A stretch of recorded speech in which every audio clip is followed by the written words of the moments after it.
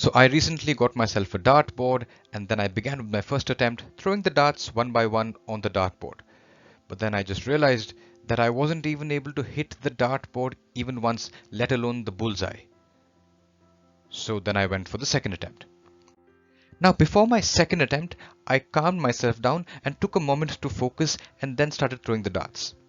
This time, I found myself to be much better than what I was before. Of course, I was still missing them, but still, I was a lot better. At least they were finding a place on the dartboard, even if not in the center. Then I went for my third attempt. And in the third attempt, I focused a bit more and I pretty much could get almost every dart to land on the dartboard, somewhere on the dartboard. And by my 10th attempt, I was quite quickly able to land almost all of them onto the dartboard.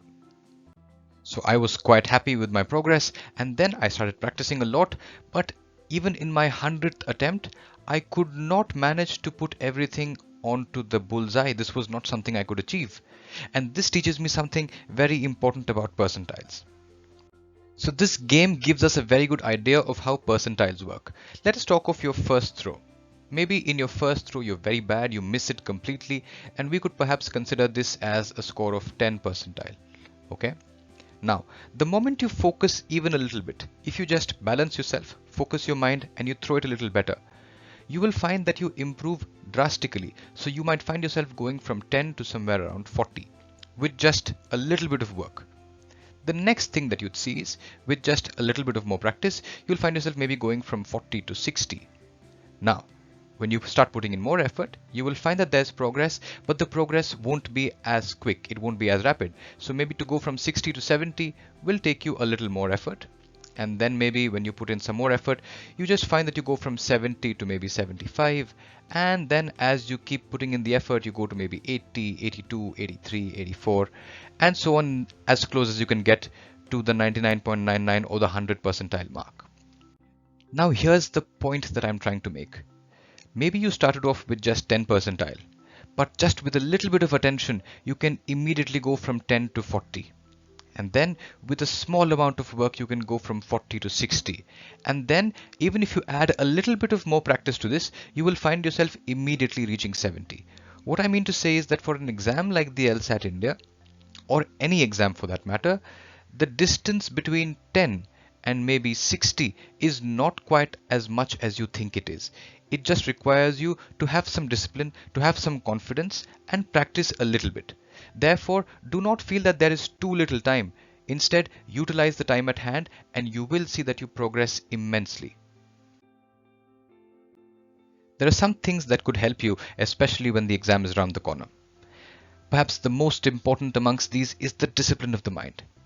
Make sure that your mind is trained to be focused on the problem, to comprehend the problem and to stick to the problem. Also, you should learn to keep yourself calm, collected and composed while you are attempting the questions and even during your preparation. Give it your best shot during the exam. Do not use the time in the exam to evaluate yourself or judge yourself or criticize yourself. Do not bother about the consequences of what would happen if you cleared the exam or if you didn't. Just focus on the exam during the exam and give it your best. In the same breath, I'd like to add that while giving it your best, remember that every single question counts. In fact, if your percentile is kind of low, then even one question can help you raise your score by leaps and bounds. So make sure that even if you can add one question or two questions to the entire tally, go for it.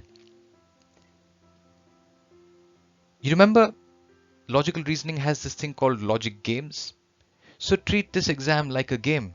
Play it like a sport. Do not bother yourself so much by victory or defeat. Just play the game and play it hard. Remember something. We as humans enjoy problem solving. And the LSAT India gives you an opportunity to play that game. So enjoy the experience of problem solving. Do not bother yourself with the result. Just focus on the game and try to enjoy it. When you enjoy the game, when you enjoy the experience, you will find that you're able to do a lot better. I wish you all the best. Take care.